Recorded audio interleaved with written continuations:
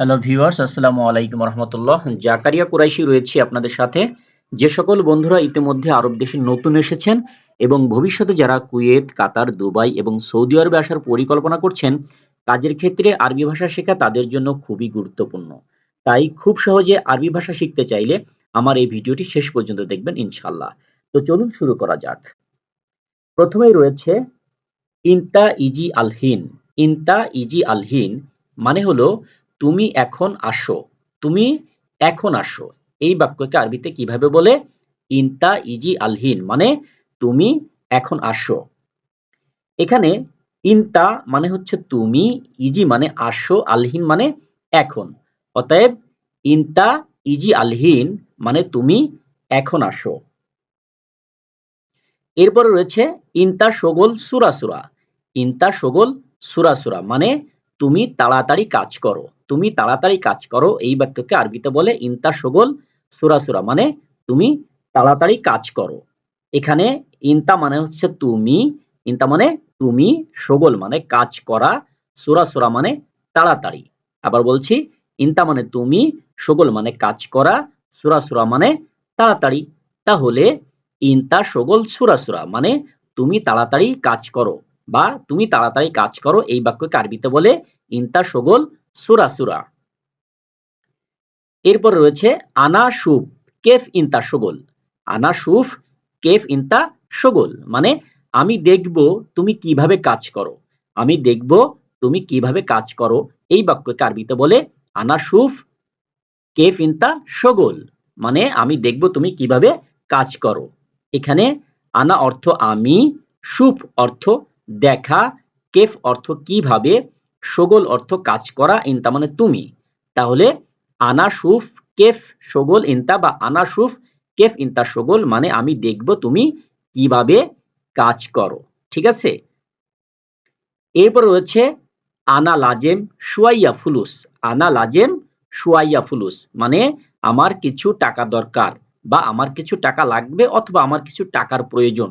এই বাক্যকে আমরা আরবিতে কিভাবে বলতে পারবো? আনা লাজেম শুয়াইয়া ফুলুস। আনা লাজেম শুয়াইয়া ফুলুস মানে আমার কিছু টাকা দরকার বা আমার কিছু টাকা লাগবে।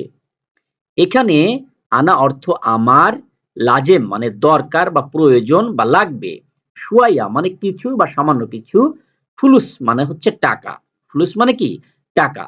আবার বলছি, আনা মানে আমার, লাজেম মানে দরকার, শুয়াইয়া মানে কিছু বা অল্প কিছু, ফুলুস মানে টাকা। অতএব আনা লাজেম শুয়াইয়া ফুলুস মানে হচ্ছে আমার কিছু টাকা দরকার। আমার কিছু টাকা দরকার। এই বাক্যকে আরবিতে বলে আনা লাজেম শুয়াইয়া ফুলুস। এরপরে রয়েছে আমার কাছে এখন টাকা নেই। আমার কাছে এখন টাকা নেই। এই বাক্যকে বাংলায় বলে আলহিন মাফি ফুলুস সাওয়া সাওয়া আনা। আলহিন মাফি ফুলুস সাওয়া সাওয়া আনা। এখানে আমার কাছে এখন টাকা নেই। আমার কাছে এখন টাকা নেই। এই বাক্যকে আমরা আরবিতে বলতেছি আলহিন মাফি ফুলুস সাওয়া সাওয়া আনা। এখানে আলহিন, আলহিন মানে হচ্ছে এখন। আলহিন মানে এখন। মাফি মানে নেই। মাফি মানে নেই। ফুলুস, ফুলুস মানে হচ্ছে টাকা। ফুলুস মানে কি? টাকা। সাওয়া সাওয়া মানে কাছে বা সাথে। আনা মানে আমার। আনা মানে আমার। সো আলহিন মাফি ফুলুস সাওয়া সাওয়া আনা মানে হচ্ছে আমার কাছে এখন টাকা নেই। আমার কাছে এখন টাকা নেই। এই বাক্যকে আমরা আরবিতে বলবো আলহিন মাফি ফুলুস সাওয়া সাওয়া আনা। এরপরে রয়েছে অজেদ হার হিনি। অজেদ হার হিনি মানে এখানে অনেক গরম। এখানে অনেক গরম।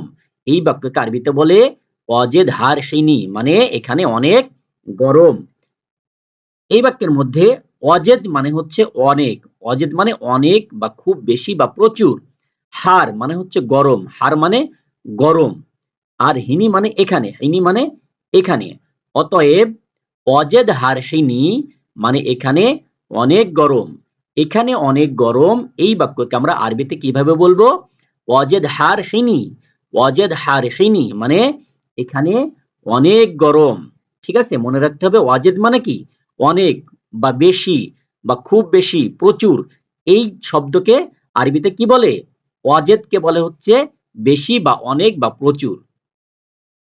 এরপর রয়েছে তুমি ওখানেই থেকো, তুমি ওখানেই থেকো বা ওখানেই থাকো। এই বাক্যকে আরবিতে বলে ইনতা খাল্লি হুনাক, ইনতা খাল্লি হুনাক, ইনতা খাল্লি হুনাক মানে হচ্ছে তুমি ওখানেই থেকো।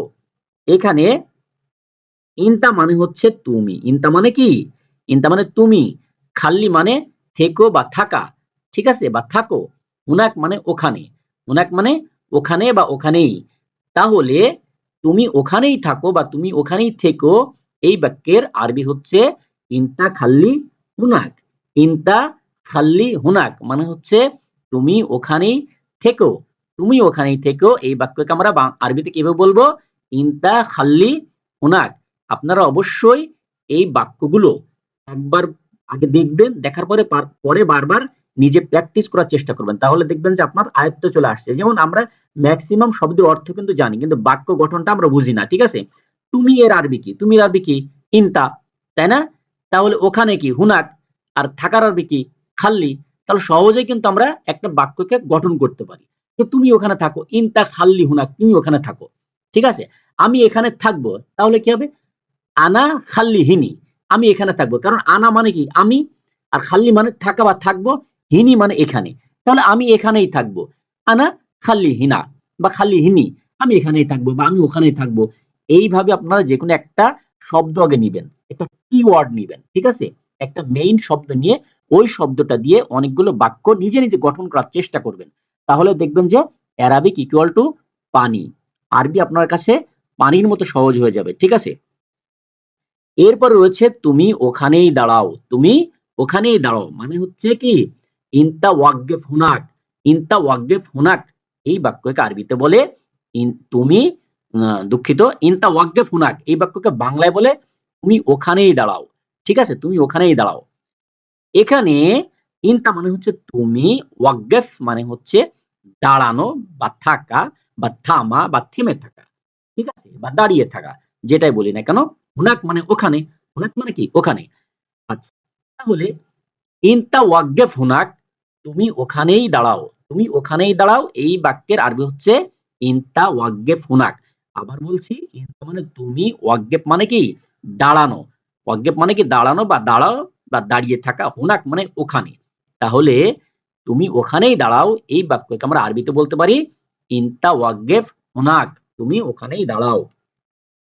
এরপরে রয়েছে তুমি আমার কাছে আসো, তুমি আমার কাছে আসো, এই বাক্যের আরবি হচ্ছে ইনতা গার্রেব আনা, ইনতা গার্রেব আনা, ইনতা গার্রেব আনা।